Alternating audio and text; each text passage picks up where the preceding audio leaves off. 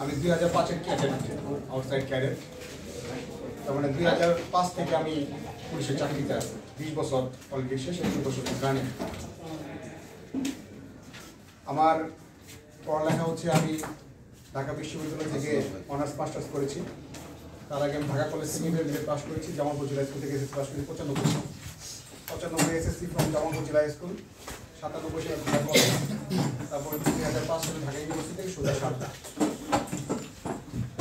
সারদা থেকে ডিএমপিতে ছিলাম, তারপর নরসিংদী জেলা, তারপর স্পেশাল ব্রাঞ্চ মানে এসবি। এরপর last 10 years I was in PBI. 10 বছর আমি পিবিআইতে ছিলাম এজ ইনভেস্টিগেশন অফিসার। 5ই আগস্টের পর রাষ্ট্র ব্যবস্থাপনা পরিবর্তন হয় এবং সেই পরিবর্তনের ধারাবাহিকতায় আমরা মেন স্ট্রিমে এসে যুক্ত হই। এরপর আমি ওসি আপনার নেত্রকোনা জেলার দুর্গাপুর কলমাকান্দা ওসি ছিলাম। ওইখান থেকে আপনার ময়মনসিং কোতোয়ালি মানে সদর কোতোয়ালি ওসি ছিলাম। এরপর বর্তমানে নকলা থানার ওসি হিসেবে দায়িত্ব পালন।